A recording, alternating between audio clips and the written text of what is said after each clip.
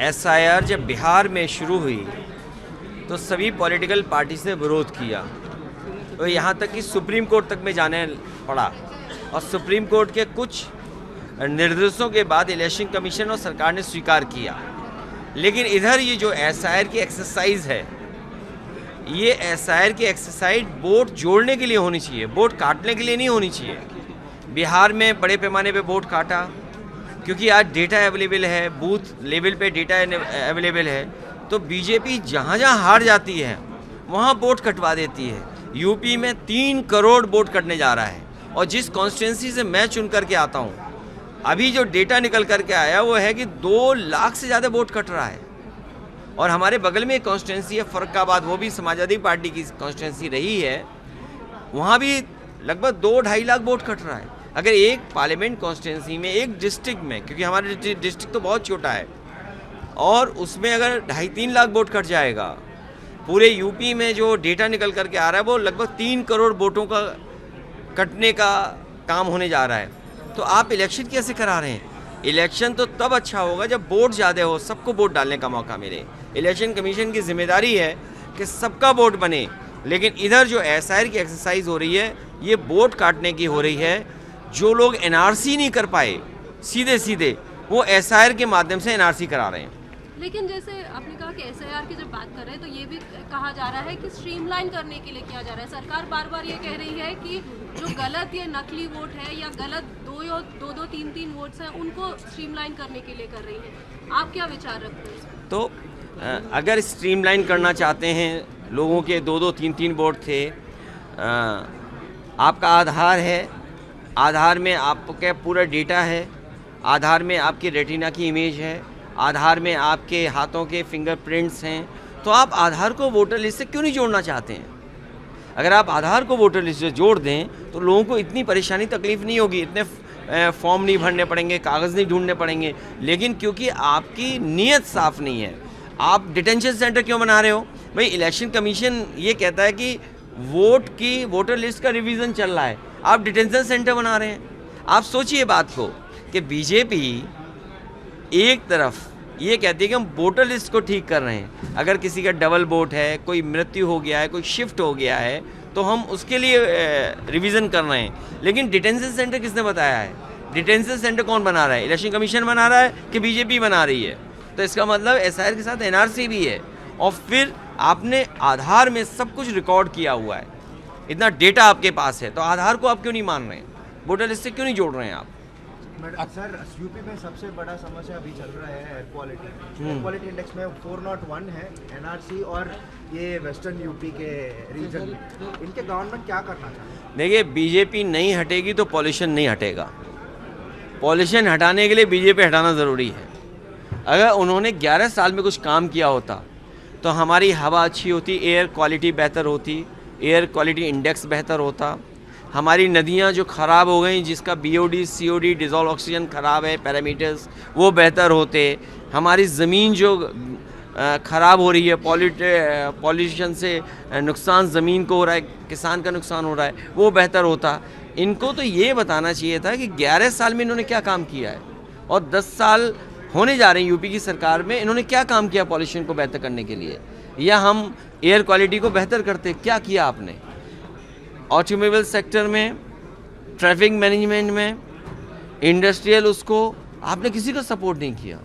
आप बेपनाह कंस्ट्रक्शन कर रहे हैं, जिसकी वजह से इतने बड़े पैमाने पे नुकसान हो रहा। और फिर जब प्राइम मिनिस्टर ने कहा था कि हम गंगा साफ कर देंगे, आज गंगा के पैरामीटर्स क्या हैं?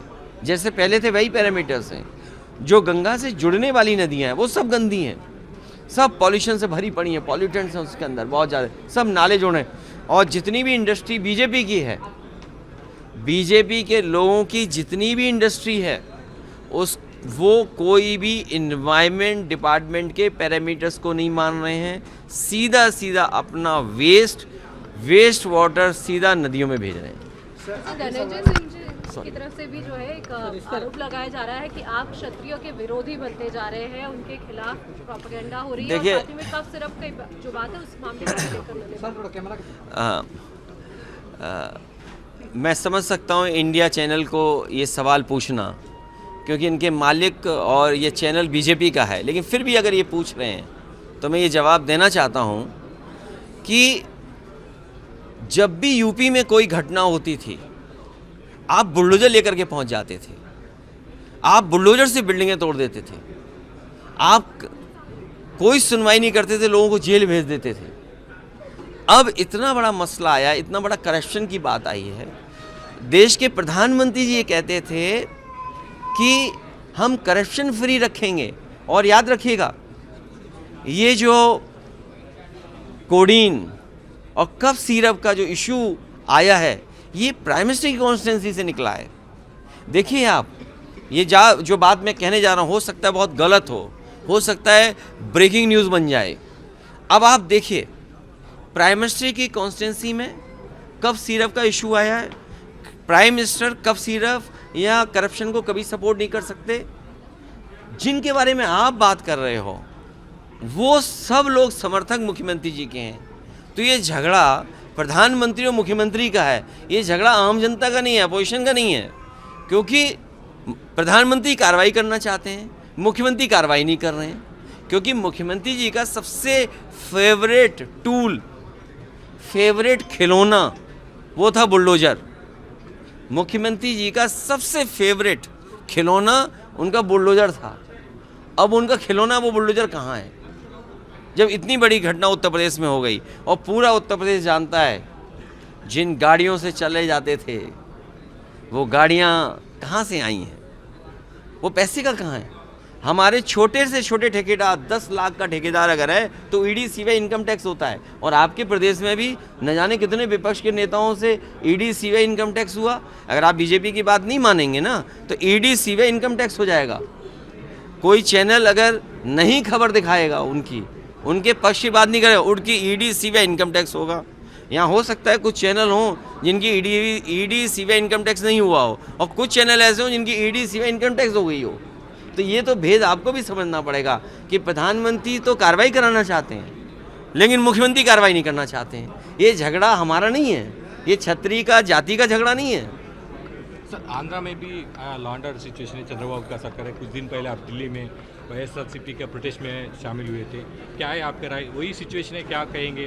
अपोजिशन पार्टी को कत्ल करना चाह रहे क्या? मैं जब शामिल था कार्यक्रम में, सरकार बनती हैं, सरकार जाती हैं, लेकिन पॉलिटिकल लीडर्स का, पॉलिटिकल वर्कर्स का हैरेसमेंट नहीं होना चाहिए।